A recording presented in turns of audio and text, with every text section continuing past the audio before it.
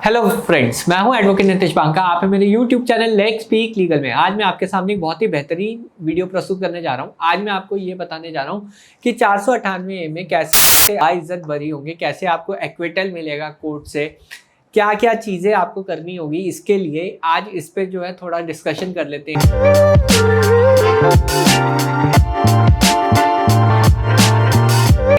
कैसे जो है एक्विटल मिले आपको, बाइज्जत बरी हूँ पूरा। अगर आपका ट्रायल चल रहा है, सपोज सब समझौता नहीं हो पा रहा है, तो एक तो हिम्मत होनी चाहिए कि आपको जो है 498A लड़ना है, एंड में जीतना है। इसके लिए स्पेशल टेक्निक्स होती हैं जो मैं आज आपके सामने बिल्कुल शेयर करूँगा। कैसे जो है आप स्टेप बाय स्टेप अपने केसेस को लड़ सकते हैं और अपने ही फेवर में आप ये सारे केसेस ला सकते हैं। अब कई क्लाइंट्स मेरे परेशान हो जाते हैं कि कहते हैं जी वकील साहब अब सेटलमेंट तो हो नहीं रहा, अब क्या करें, अब हमारा केस आगे बढ़ गया है, इतना साल बीत गए हैं, अब हमें जो है किसी भी हाल में एक्विटल चाहिए ताकि हमें जो है डाइवोर्स भी मिलने में आसानी हो और हमारे जो है इन केसेस से पीछा छूटे। तो आप जो है अपना जो भी एक्सपर्टीज़ है वो लगाइए और हमें इन केसेस से बाहर कीजिए।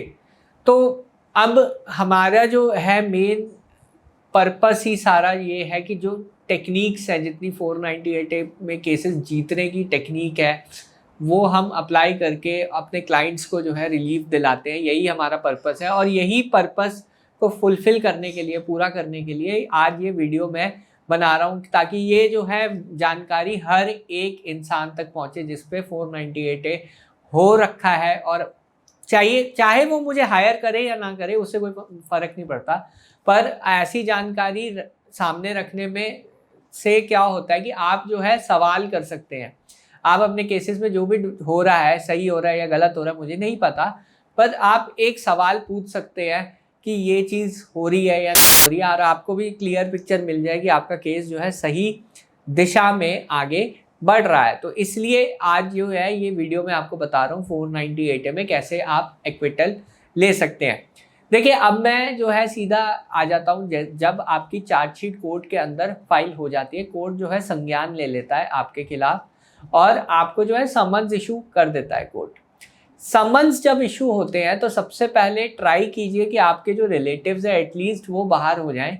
डिस्चार्ज के लिए आप ज़रूर आर्ग्यू करिए। डिस्चार्ज नहीं होता तो आप क्वाशिंग के लिए जाइए। जब भी चार्जशीट फाइल हो जाए या चार्जशीट फाइल होने से पहले आप क्वाशिंग के लिए भी जा सकते हैं। रिलेटिव्स के लिए एटलीस्ट जाइए, क्योंकि रिलेटिव्स के ज़्यादा अच्छे चांसेस होते हैं केसेस से बाहर निकलने के लिए। Mother in law, father in law, sister आपकी या ब्रदर्स आपके, उनके ज़्यादा चांसेस हैं इस केस से बाहर निकलने के। अगर आप कहते हैं कि जी पूरा का पूरा क्रैश हो जाए, ऐसा पॉसिबल नहीं होता, या आप ही डिस्चार्ज हो जाओ क्योंकि केस झूठा है, ऐसा नहीं होता। सिर्फ केस झूठा होने से आपको डिस्चार्ज या क्वाशिंग नहीं, ये तो 95% केसेस में ऐसा ही होगा और आपको उम्मीद होगी कि डिस्चार्ज हो जाए, क्वैश हो जाए। चांसेस बहुत कम है, चांसेस बहुत बहुत कम है डिस्चार्ज और क्वैशिंग के आपके। पर आपके जो रिलेटिव्स हैं वो एलिगेशंस देख के ही पता चलेगा कि वो डिस्चार्ज हो सकते हैं या नहीं हो सकते हैं। देखिए, अगर सीधा थंब रूल है, बिल्कुल स्ट्रेट फॉरवर्ड मैं बात करता हूँ, अगर उनके खिलाफ जो है वेग जनरल एलिगेशंस हैं तब तो उनका हो जाएगा डिस्चार्ज या क्वैश केस। नहीं तो अगर स्पेसिफिक रोल दिया हुआ है, ज्वेलरी मदर इन लॉ के पास है या ऐसे स्पेसिफिक चीज़ें मेंशन की हुई हैं एफआईआर में, तब देखिए डिस्चार्ज या क्वैशिंग बहुत बहुत मुश्किल है। सीधा थंब रूल ये है। अब आपका केस अगर डिस्चार्ज या क्वैशिंग के लिए नहीं हुआ तो फिर आपके खिलाफ जो है कोर्ट चार्जेस फ्रेम करेगा। चार्जेस होंगे 498A, 406, 34, ज़्यादातर मैट्रिमोनियल केसेस में यही चार्जेस आपके खिलाफ लग जाते हैं। तो आपको जो है देखना पड़ेगा कि चार्जेस क्या क्या फ्रेम हो रहे हैं आपके खिलाफ, क्योंकि चार्जेस से ही आपको जो है आगे की रणनीति जो है आपको प्रिपेयर होगी। अगर आपके खिलाफ 406 नहीं चार्ज फ्रेम हुआ तो आप 406 से रिलेटेड सवाल नहीं पूछेंगे वाइफ साइड से। अगर 406 आपके खिलाफ फ्रेम होता है तभी आप 406 के सवाल पूछेंगे वाइफ साइड से। 498A का वैसे ही है। और डाउरी प्रोहिबिशन एक्ट, जब आप शादी से पहले अगर डाउरी की डिमांड है तब डाउरी प्रोहिबिशन एक्ट लग जाता है। तो अगर डाउरी प्रोहिबिशन एक्ट नहीं है तो आप डाउरी प्रोहिबिशन एक्ट के क्वेश्चंस भी नहीं पूछेंगे। तो आपको जो है चार्जेस की स्टेज बहुत ज़्यादा इंपॉर्टेंट है, और चार्जेस की स्टेज पे ही पता चलता है कि आपके खिलाफ क्या क्या चार्जेस कोर्ट अभी फ्रेम कर रहा है। तो ये चीज़ आपको क्लियर होनी चाहिए। चार्जेस फ्रेम होने के बाद कोर्ट आपको सम्मन भेजेगा, सम्मन भेजेगा वाइफ साइड को, वाइफ साइड को विटनेस के लिए बुलाया जाएगा, आईओ साहब को विटनेस के लिए बुलाया जाएगा, और साथ ही साथ जो वाइफ जिन्होंने 161 के बयान लिखे हैं उन सबको जो है विटनेस बॉक्स में बुलाया जाएगा। अब जब मैंने 161 के बयानों की बात की है, तो आपको जो है 161 के बयान हैं, और जो वाइफ साइड के जितने भी रिलेटिव्स हैं वो जो कोर्ट में बयान दे रहे हैं उनमें देखिए इनकंसिस्टेंसी कहाँ कहाँ है। आपको वो इनकंसिस्टेंसी ऑन रिकॉर्ड लानी है। ऑन रिकॉर्ड लाने का तरीका ये है कि आप सवाल पूछे कि आपने पुलिस वाले को ये बोला कि इस दिनांक को इंसिडेंट हुआ, और आज आप ये कह रहे हैं कि इस दिनांक को इंसिडेंट हुआ है, कौन सी बात सही है। आप ऐसे करके क्वेश्चंस पूछ सकते हैं। तो ये सारी जो 161 के बयान है वो सीधा ऑन रिकॉर्ड आ जाएंगे। 161 के बयान सिर्फ कॉन्ट्रडिक्शन के लिए यूज हो सकते हैं, वो आपके लिए फायदेमंद है। वो पुलिस द्वारा दिए गए बयान होते हैं। आईओ साहब से आप पूछ सकते हैं कि आपने 161 के बयान कब लिखे थे। अगर उन्होंने पुलिस स्टेशन में लिखे हैं तो पूरी इन्वेस्टिगेशन ही फॉल्टी हो सकती है। तो ये चीज़ का ध्यान रखिए कि 161 के बयान वो इंपॉर्टेंट होते हैं जब भी आप क्रॉस एग्जामिनेशन में आते हैं। साथ ही साथ आपको वैसे क्वेश्चन पूछने हैं जो सीधा जिसका जवाब हाँ या ना में हो। अभी कल ही मैं एक क्रॉस एग्जामिन कर रहा था विटनेस का, तो विटनेस ने ये बोला कि हमने 5 लाख रुपए दिए लड़के वालों को। मैंने कहा कि आपके पास 5 लाख रुपए देने का कोई प्रमाण है? वो कहती नहीं है, कोई प्रमाण नहीं है। फिर कहती जी मेरे ऊपर जो है मारधाड़ हुई, बीटिंग हुई, मेरे साथ बहुत मारधाड़ हुई। तो हमने कहा कि आपने कोई मेडिकल कराया जब आपके साथ मारधाड़ हुई? आपने कोई कंप्लेंट की, किसी को कंप्लेंट की, आपने पेरेंट्स को कंप्लेंट की, या पेरेंट्स आए आपके उस टाइम पे? तो सबका जवाब नहीं था। तो यहाँ पे देखिए जब भी कोई सिचुएशन होती है आपको जो है specific to the point question पूछने हैं जिसका आंसर आपको पता है क्या आएगा। अब इन केस में मेडिकल नहीं हुआ, ऑब्वियसली नहीं आएगा।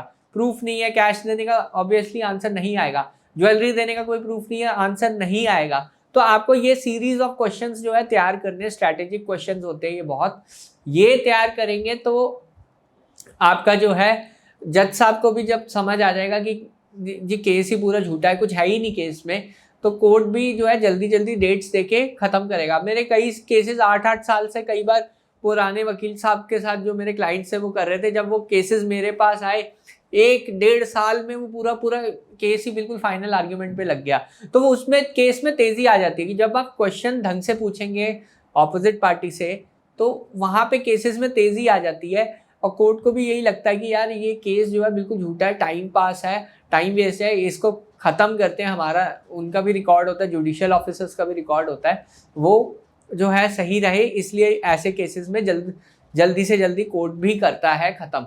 तो ये चीज़ का आपको पूरा फ़ायदा उठाना चाहिए जब भी आप क्रॉस एग्जामिन।